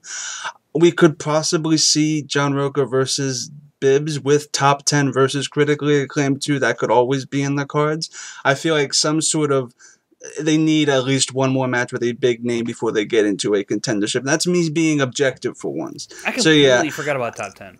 Yeah, so I think either top 10 or Action are good contenders for that. But if they do beat them, there is no way in hell that they can't get a number one contender spot. So we could see them being the comeback team of the year if that would happen. So I'm interested and I'm excited to see what happens with this. So all was good, and this match turned out just as I planned. So it's awesome.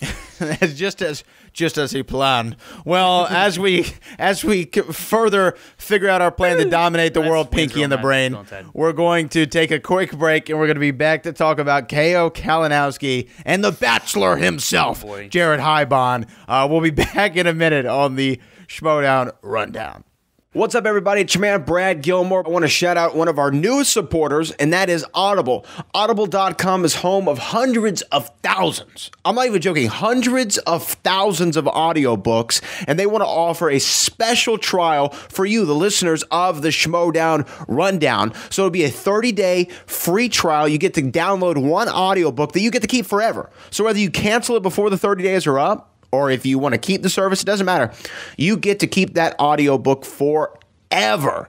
And when you get that audiobook and you sign up with audibletrial.com/schmoedown, that's audibletrial.com/schmoedown, what that'll do is that will help us here at the Schmoedown Rundown. It'll put a little extra dinero in our pockets, but we'll use the money for good and not evil. We'll try to do more things like the Rundown Schmoedown. Maybe we need a rematch between me and Paul Wolf. Maybe me and Aaron Turner need to break that tie. Maybe Frank Janisch needs another opportunity to impress.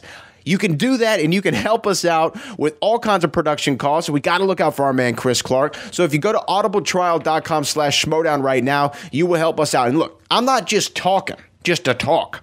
I'm a user. Look at this. I am a user of Audible. There's Audible. This is some of the books that I'm reading right now. Here are the last 4 books. All right, I finished Crichton. I'm reading We Don't Need Roads, The Making of Back to the Future. No surprise there.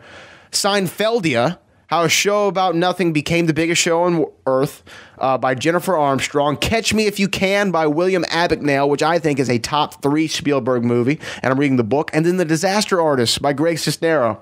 So that's what I'm doing right now. That's what I'm reading right now. That's what you're hearing right now when I'm driving around the beautiful state of Texas. So go to audibletrial.com/schmoedown, audibletrial.com/schmoedown. Sign up for free today. Helps you, helps us, helps the world. Let's do it. Welcome back to the Schmoedown Rundown, the official after show for the Movie Trivia Schmoedown. Brad Gilmore joined by Chris Clark on the boards and Frank Janisch in Chicago, Illinois. We have one more match to talk about this evening. I hope you enjoyed the show thus far. It's probably the match that we were really looking forward to, Frank, which was this build-up from a lot of trash talking by Mike Kalinowski, almost calling his shot against Jared Haibon in this match. But before we get to the actual match and even the beautiful promo package that was put together for it, there is a cut scene that comes after the promo package, but we're going to jump out of continuity here for a second. Let's talk about William the Beast Bibiani and Ken Knapsack. I have a few thoughts on this. It was a scene where Bibbs was pretty much saying that he wants Ken's seat at the table, essentially, and they went back and forth about it. Ken Knapsack, I haven't given him his just due praise when it comes to his commentating and announcing on the desk. I have always really liked Ellis, and I've liked the combo of Ellis and Christian. I always said that was kind of like my Nick Mann and Jesse, or my Bobby and Gorilla. But I think Ken Knapsack might be the best commentator in the Movie Trivia Schmoedown. He cracks me up every time. I like his delivery. His in-between jokes are always, even if they don't hit all the way, there's still an element of funny in there that makes me chuckle at least. And I think Ken Knapsack, I think he's the best one. I think he's the right now, as far as the color guys go, I think he's the Joe Rogan or the Jerry Lawler of the Movie Trivia Schmoedown. I'm a big fan of Knapsack at the desk, but He and Bibiani had this interesting exchange, and then Bibiani ends it with a myriad of different high-pitched sounds, which, by the way, William the Beast Bibiani has a beautiful falsetto. I just want to put that out there. Really, really nice falsetto. What did you think, Frank, of this segment? This scene is very interesting because for the first time in a while, I can't place where this fits. Where does this fit into? It seems like they're starting a new thread almost, because everything's been very KO-centric. And this kind of came out of nowhere. You think? I was like, okay, I'm here for this. I like it. I want Bibbs on the desk. I don't know. I mean, we were theorizing about the Corruption League now. Ken's part of the Corruption. Is Bibiani going to be on the Thad side of things, the kind of league? And now you have, I mean, if in fact they are setting up this I wouldn't go so far. Real quick, I wouldn't go so far as to assume that Thad is going to be on the side of the good here. I'm just throwing that out there. Okay, I'm just throwing it out there. I mean, I think actually that's a fair point because Kalinowski is manipulating the crap out of Thad. So why wouldn't he? You know, you would have Thad. We're going off topic here, but I just love this theory that this Corruption League thing could be a real thing, and it's Thad and Kalinowski and Ken and whoever else, and then it's Christian, Bibiani, and then the Five Club. It's too good. It's too good. I want that to happen really bad. But now that we put it out there, it probably is not going to happen. But for this scene, again, I don't know where it fits. I want to know more. I want to know when we're going to know more. But then to your point about Ken, just in general on the desk, I think he absolutely is. He's 1A, 1B. I mean, he's right up there. I think with Ellis actually.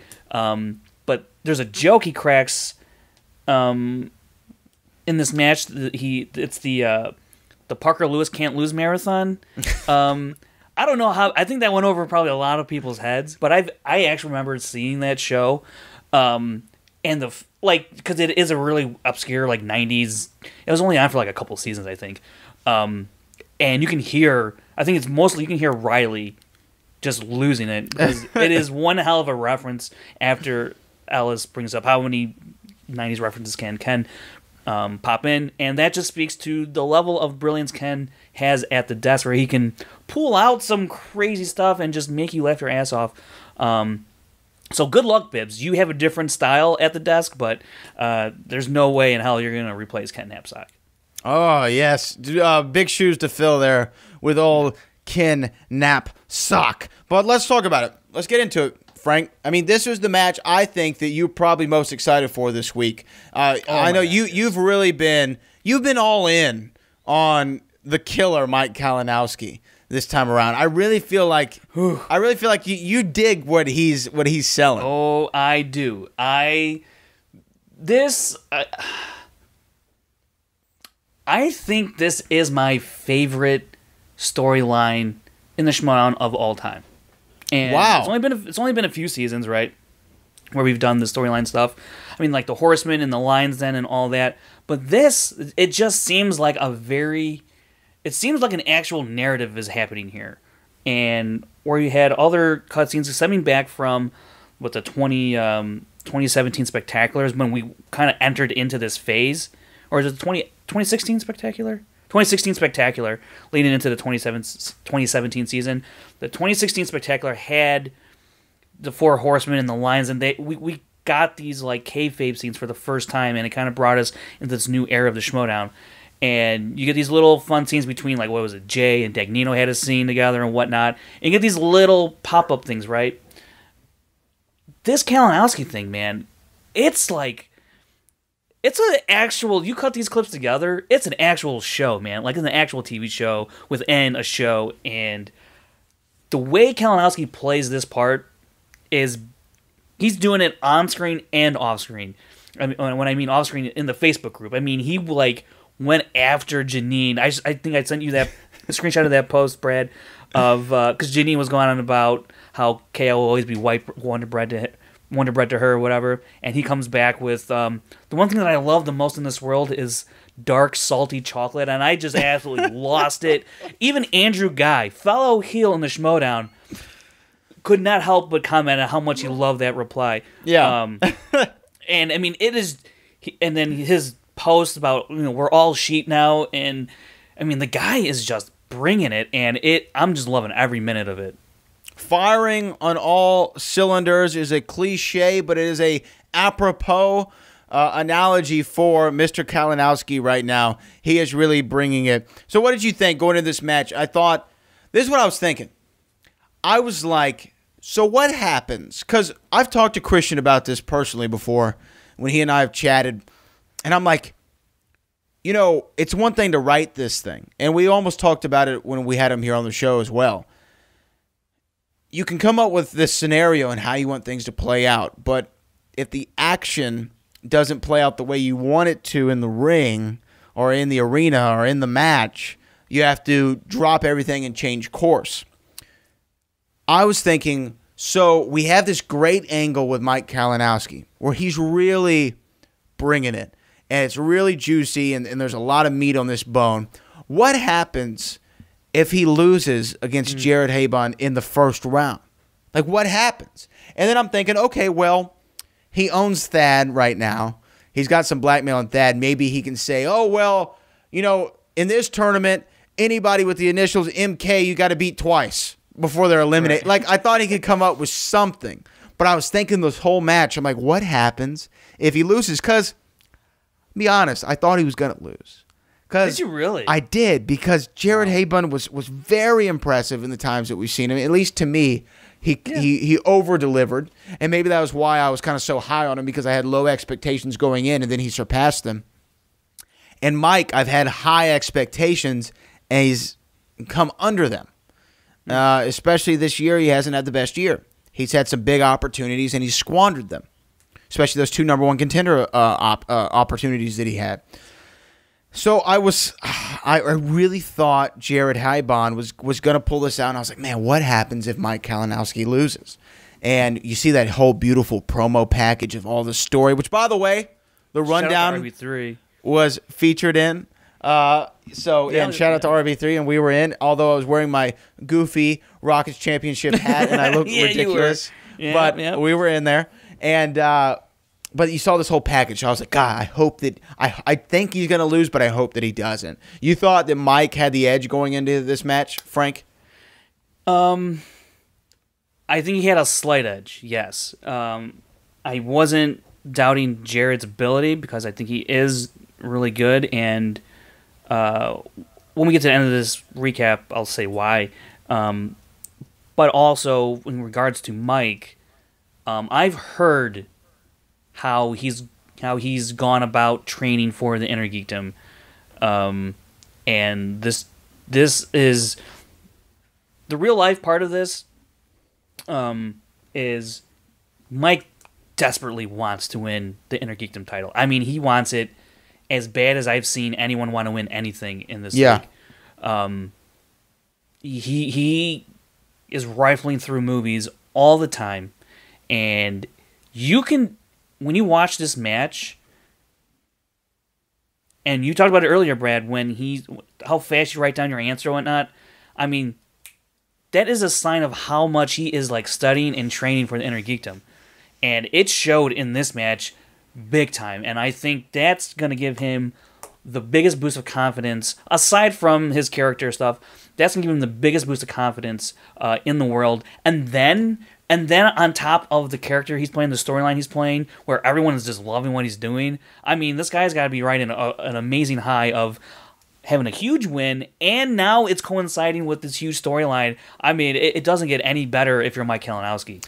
So, Mike was really the inspiration of me bringing up watching that, the watching in the round one how fast these guys are writing their answers down. Because there was a particular question, it was the Black Panther question. I believe it was how many tribes are there in Wakanda or something along that. And he's literally like, and he just throws his board down, and I'm like, whoa, man. And Jared Haibon, give him props where it's due. He kind of thought about it, and then they both came up with the correct answer, 5. Right. But KO, when I saw that, brother, when I saw that, brother, I knew Jared Haibon, brother, was in a really sticky situation, brother. I did not think that he had a snowball's chance in hell of defeating Mike Kalinowski in this contest. I thought Mike had his number and was about to eat his lunch. What stuck out to you in round number 1 aside from the dominance of Mike Kalinowski? Well, I think... Or was that really Jared, the story there? I mean, I guess that's kind of the story, but, Jared missing in areas that Kalinowski is now becoming better in, I think is something to take note. I mean, Haibon only down 2 points, though, coming out of the first round. That's not horrible. That's not bad. No, I mean, no. And I think this proves to just how good Haibon can be in the league. I talked about it in the stats segment. He's answered, in 3 matches now, he's answered 20 out of 24 questions in the first round.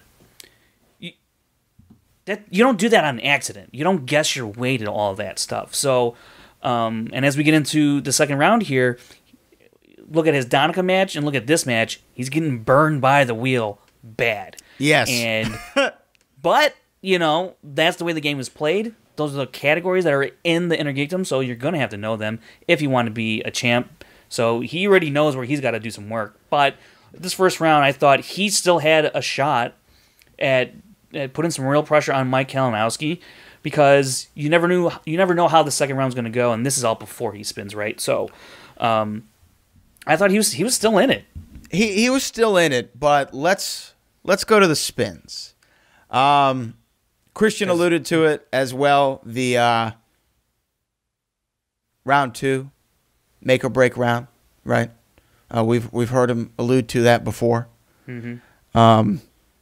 And man, was this the make and break round. Jared Haibon goes first. Spins opponent's choice. Corruption. He spins opponent's choice, and Kalinowski gave him which category? Remind me. Middle Earth, of course. The equivalent to Star Trek for me, the category in which I have no idea what the hell is going on. And neither did Jared Haibon, really. He guessed on some. Mike, though, impressively, I didn't know, and I guess I should have known, but I really didn't know, okay, is this a category that Mike's just going to give him because it's a hard category? But Mike knew the answers. When the steal opportunities came, Mike was there to pick up the points. He was ready for it. This is one of the areas where Mike has gone back and done some studying. And yes, absolutely. Absolutely. I mean, he was picking up stuff like the name of the sword, which escapes me. Maybe I can reference the aforementioned J.R.R. Tolkien box set, and maybe I can understand what some of these things were saying. But I just thought that this was just not good. And Haibon got how many points, Frank? 3. Yeah. So he's up 1. Was it like 11-10 or something at that point? 9. Not 9. Okay. Well, it was 8-9 or 8, 9, 10, 11-9. Right? Yeah, you're right. 11-9. Okay, 11-9. Yeah. And so he had a little bit of an advantage over Mike, but not enough. And not enough. He was still down. Oh yeah, you're right. I'm sorry. Yeah, but still, down 11-9. He tried to bring it back and get within striking distance, which he did.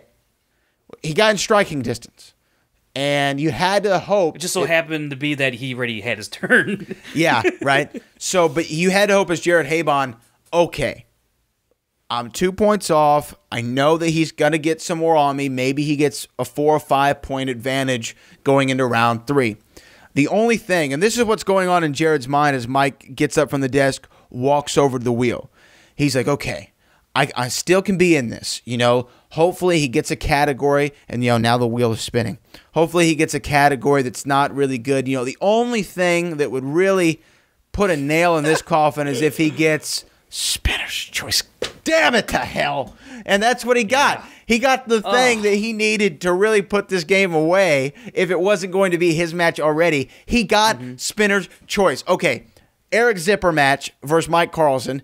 Eric gets spinner's choice. MODOK critically acclaimed. MODOK gets opponent's choice. Mike Kalinowski had the perfect scenario play out in round number 2. He got opponent's choice and then spinner's choice. We've seen it happen before. It's a very rare that it does occur, and this was the perfect time for it to occur for Mike Kalinowski, and of course he goes with DC. Got to go to multiple choice, I think, on maybe one of them. Do I think? One. Yeah, the first question, yeah. Yeah, on the first question, which is always a little shaky when you go to the first point. Which is a good sign if you're Jared. You're like, okay, good. Yeah, if you're Jared, you're like, he went to multiple choice in his category that he chose. Maybe I got a shot. But guess what, Jared Haibon? You did not get the final rose this time. It was not handed out to you because Mike Kalinowski, is back to being the killer, but he looked a lot like KO this time because that's what he got. Mike Kalinowski wins via knockout in round number 2 in dominating fashion. Maybe the most dominating win so far in this tournament. In Intergeekdom history, it's the most dominant win. It's the, it's the only KO in Intergeekdom play right now. So didn't know. And KOs in the Schmoedown overall, there's only been like 7. And we're talking about like 200 matches now. So it's like, very, very rare.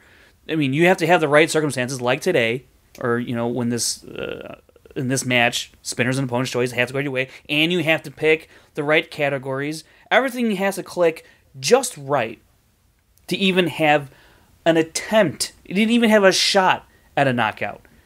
In the situation Mike was in, he could only afford to go to multiple choice once and have to get it right, and then have to run the table in order to knock him out. Because if he went to multiple choice a second time, then he could not knock out Jared Haibon in the second round. He was going to have to go to the third round, and then maybe he gets a TKO, or in any case, the match continues on, right?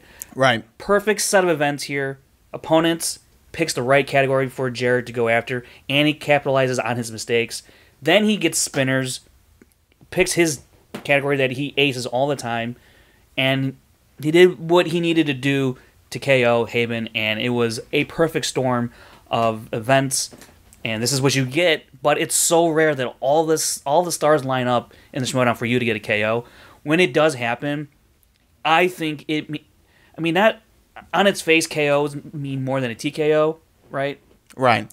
But in the Schmoedown sense, it means a lot more, because that means you did a lot when you had your questions, and you capitalized on mistakes, and your opponent just didn't also have a good day. But it's more on you than it is on your opponent. Where it's a TKO, it's really all on your opponent, because you could, have a 1-point lead, and we saw what happened with Critically Acclaimed. They were only up 2, and they have to do jack squat in the third, and sit back. So TKOs, I don't put much stock into it. KOs, that's a huge deal. Yeah, no, I 100% back that. It was. I was like, man, I don't even remember the last time we saw a KO. Now you're telling me there's only 7 in league history. I don't remember when the last. Thereabouts. That's not an exact number, but it's around like that. Around 7. And I couldn't even remember when the last one occurred. And I was like, God, wow, this was. I think it might have been the Stacey Howard Rachel Cushing match. No. Triple threat. Kalinowski got knocked out. Oh yeah, well, you got eliminated. Is that the same thing? Yeah, well, Rachel did get the KO. He was mathematically, yeah, that's true. You're right. KO, you're right. Yeah. It is still a KO. So that was the last time. So now he's redeemed himself in some sort of fashion here by getting a KO. Now he's back to zilch. But I think that this was the perfect. If I'm Christian and I'm writing these shows and I'm trying to come up with storylines and where it's going to go. Now we're breaking the fourth wall here. This is exactly what I'd want to have happen in this match. It plays into it beautifully. You mean you had Corruption on the back screen? Oh, yeah. Hey, just like when NWO, they'd spray paint NWO on everything over the WCW logo. I'm just saying. I so want this to be a thing, Brad. You have no idea right now. After you described to me in detail, like, I want this to happen, but I know it's not gonna. So we don't know that. How do we not know that? I don't know that. Because we talked about it, it's not going to happen? That's right. That's how this stuff works. No, if it's a good enough idea, Christian, do it. Don't give him those eyes. do it Those for eyes are you. weird. Okay. Well, anything else on the match proper before we get to post-match and a last little scene here? I think that's it for the match. I mean, Well, it was a hell of a match. It was fun. It was fun to watch. Jared Haibon, I'm sure he's going to be back in some sort of fashion, but he did go first in his post-match interviews, which was at the request of Mike Kalinowski, which is interesting. Jen Sturger points that out to us. What did you think? Anything that Jared Haibon said that really resonated with you? Well, I mean, I think he understands that he had a bad day. He's had some rough luck here. And, I mean, he gets Trek against Donica, not a strong suit. He gets opponent's choice, dealt just a bad hand there. But he's been very, very solid in his first round play. Like I said, 20 out of 24. That doesn't happen on accident. You don't guess your way to that kind of thing. So he knows he can hang in Inner Geekdom. He believes he can. He just has to have better luck at demonstrating that, and I think that'll happen. But what he did say as well, and something that I'm looking forward to seeing, is him in another division like singles or even possibly teams. But it looks like singles is a much more viable option in the near future. So I'd love to see him test his knowledge in singles league play. So that could be pretty fun. Maybe he squeaks his way into a qualifier match to get into the tournament. Who knows? A lot of stuff can happen. But I would definitely love to see Jared Haibon in a different league aside from Inner Geekdom. Yeah, no, I think that, I'd like to see what he could do in singles. I'd like to see maybe what he could do in a team. Maybe he can find one of the guys from that awful show on ABC, The Engagement, and see if we can team these two people up and have some, reality search for love show. That's not a dig. That was just a joke, guys. Okay. Have you seen the show The Engagement? No. It's the craziest thing I've ever seen in my life. I saw a news article about it, so I had to look at it. And this guy, these women can't see the guy. There's like 20 women. They can't see the guy. He asks them questions. At some point, there's a round where they're, and he eliminates them. And at some point, there's a round where they're in bikinis and he gets to see their body shape, what have you. They don't get to see him. Then they meet his best friend. And then the best friend kind of makes decisions. And then when it gets down to the final two, he comes out. They finally get to see him for the first time. And then he picks one of them to win. This is all in 1 hour. He picks one of them to win, and then he gets down on one knee and proposes to him, and they get engaged at the end of the hour. I'm not making this up. This is a real show on ABC. Anyways, let's talk about Mike Kalinowski and his post-match interview. Enough for Rundown TV talk. In the post-match interview for KO, what stood out to you, Frank? Well, nothing. I mean, he does his thing again with Jen. Stop stuttering and blah blah blah, this and that. And she finally goes at him hard with a question, and he's like, "Hey, there she is." This act, but really the main thing here is that he comes in, right? Right. And he goes like, "Yeah, you're gonna play Rachel Cushing in the second round. Awesome, at Collision." He's like, "No, that's not gonna happen." He initially says that he wants to he will call the match at Collision, and that the winner of Burnett and Donica will play Rachel at Collision. So that's what's initially said in the post match. When we get into the cutscene, it's all different. Now tell us what happened in the cutscene. So Kalinowski, he goes sees Thad. Thad's just elated. He's not. And Kalinowski goes, "Yeah, I think we're going to have Rachel play Zippity Doodah." And he makes that say Zippity Doodah. And this is a great scene because I would love to know how many times they shot this son of a bitch, because you could just see the smirks on their faces trying not to laugh. This was great. And it was very early Seinfeld, where you see Jerry oh yeah, oh no, and he's smiling the whole time. Yeah. Right. And so then Kalinowski goes, I'll play a good player, either Donica or Burnett, the winner of that match. So that's what's going to happen. So it looks like the final match has been confirmed for Collision. And it's going to be Rachel Cushing going up against Eric Zipper. That is a hell of... we know how she handles rookies in this league. Hey, I'm telling you, though, don't watch out for the Zip Man. Watch out for the Zip Man. He could sneak up on you. Zippity-doo-dah, a zippity day. My, oh, my. So we'll recap Collision real quick. We got the Iron Man match above the line and... Patriots. Patriots. And then we have the triple threat between Janine the Machine, Stacey Sassy Howard, and Mark the Android and Draco. And then we got the Star Wars match, title match, and... Eric Zipper, Rachel Cushing. And Eric Zipper, Rachel Cushing. So there's your whole card for Collision. Yeah, it's going to be... As Chris Clark would say, bada bing, bada boom. Bada bing, bada boom. It's amazing, and it's fantastic, and we're going to rock this sucker until the end of time. And I believe we are actually out of time here on the Rundown Schmoedown. Sure? We are. Another 2 hours? I think we're out of time. We're out of time. Okay. But next Friday's match, big match, we're going to see Robert Meyer Burnett versus Mark Donica. That's going to be huge, as some people may say. Some people that, I don't really listen to a lot, but some people might say that. And I'm excited for that match. I know Chris is already, he's about to relive his birthday next Friday. I'm telling you what, Chris Clark's going to get schnockered, and he's gonna be out of his mind when this match comes around. I'm excited for it. I know, Chris, how excited are you? Just tell me how excited. If he loses, next week's episode's going to be audio only. If he loses, you're pulling out your hair there, Chris. I think if he loses, maybe Chris Clark should shave his head. I'm just throwing that out there. I will. I'm not married to it. That's a good bet. That's a good bet. That's a good bet. That's a good bet. Okay. Now, I won't shave my head if he loses. I'm not going to do that. But Frank Janisch, anything before we get out of here you want to say? Be excellent to one another, man. What the hell? 1 hour, Frank. If I had 1 hour left on this earth, I would listen to you. Well, for Chris Clark, which you can follow at Chris Clark 8788. Those numbers mean nothing. Frankie J 29 on Twitter, right? And at Brad Gilmore on all social media.